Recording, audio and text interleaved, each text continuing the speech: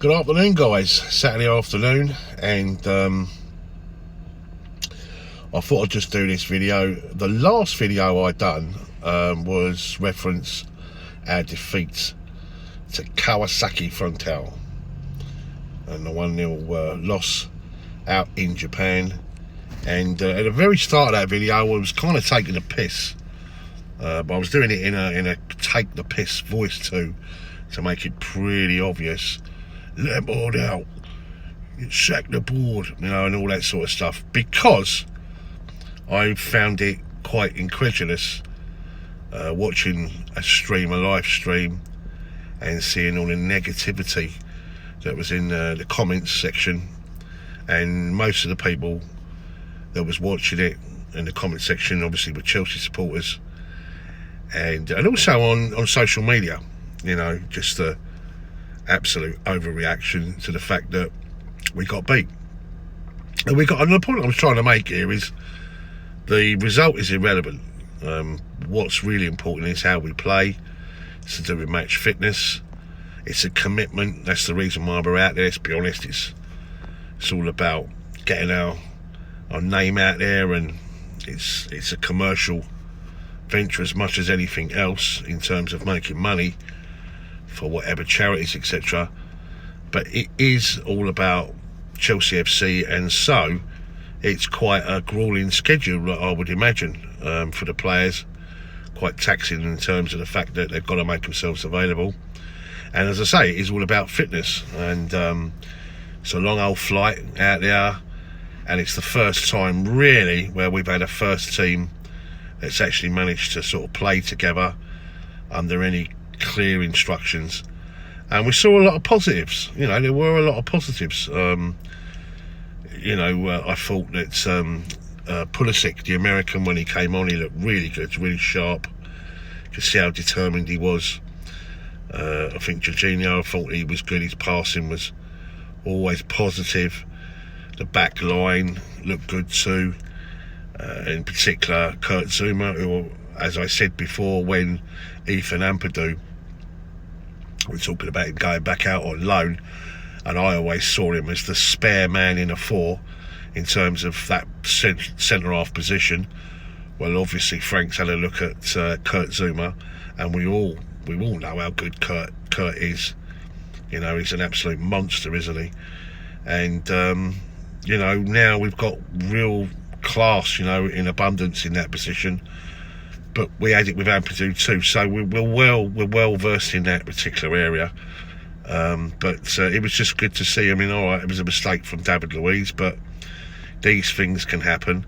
And when you concede so late in the game like that, you're going to face the chance of losing the game, and we lost the game. And so, as I was saying in my video, in the back end of it, so what? It doesn't really matter. It's not about results at this stage.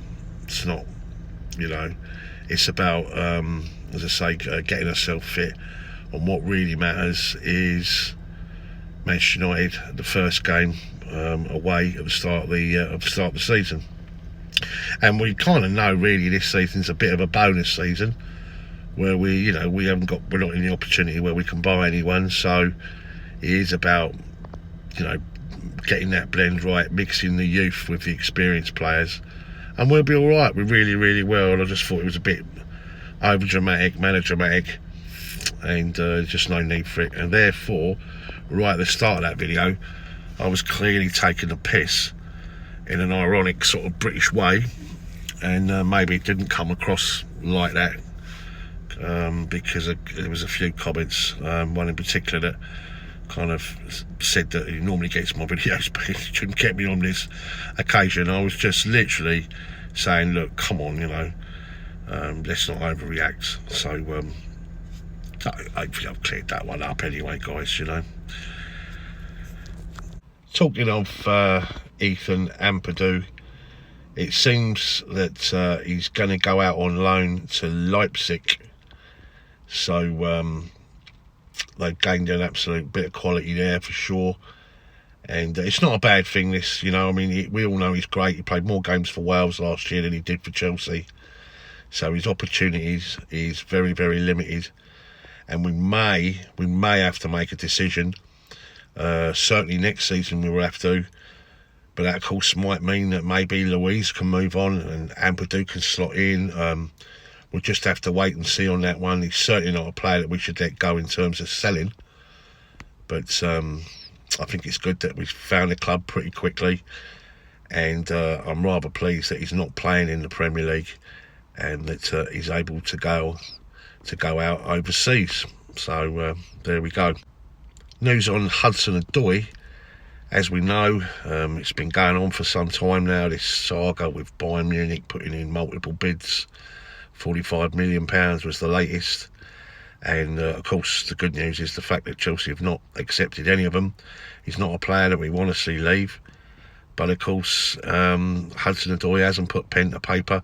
Well, it seems now that maybe his hand's likely to be forced, because Bayern Munich have come out with a statement saying that they're no longer going to pursue it, probably because they know Chelsea are going to continue to reject the bids.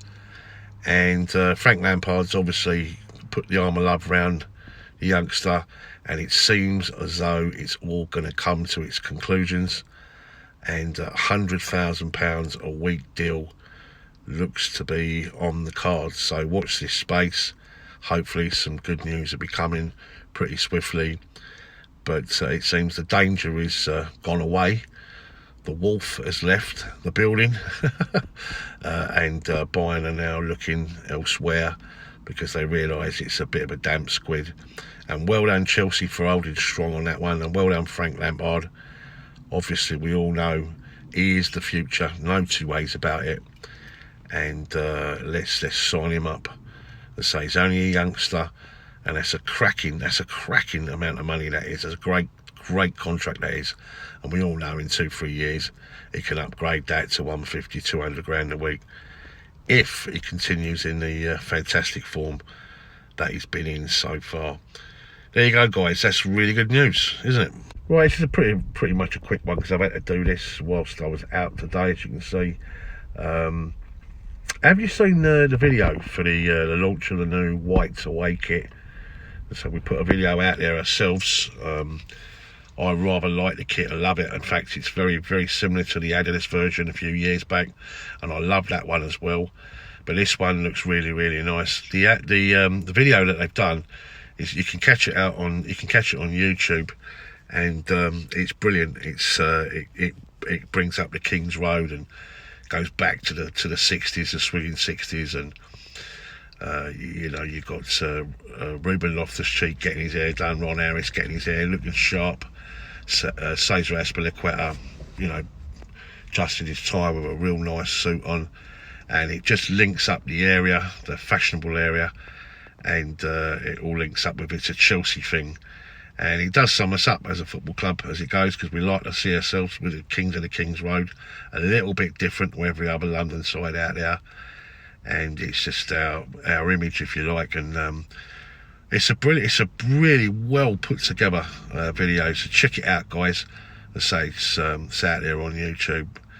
Absolutely brilliant. I got to be honest, I've watched it several times. I love it because it sums us up perfectly, and I love the new kit. And actually, there's another new kit that's apparently, I haven't confirmed yet, but it's liable to be our third strip, which is a kind of black, virtually all black version with some orange, sort of tangerine in it or whatever, and that looks rather nice too, but definitely not as nice as the white version. I've got to be honest, that I don't have to think about, unlike the home shirt this year. First time in years I haven't purchased it as and when it's come out. I normally get it on the launch day, but I wasn't sure about it. I felt it was a little bit sort of swirly and a bit too red, as I've said on previous videos. But that white one, for sure, I will be buying that as soon as possible. Probably next week sometime. I might even go down the old Mega store and do what I usually do, spend a few quid. But anyway, thanks ever so much, guys. As I say, it's a very quick one today, and if there's any other news, I'll do another video later anyway, and I'll definitely do some stuff tomorrow.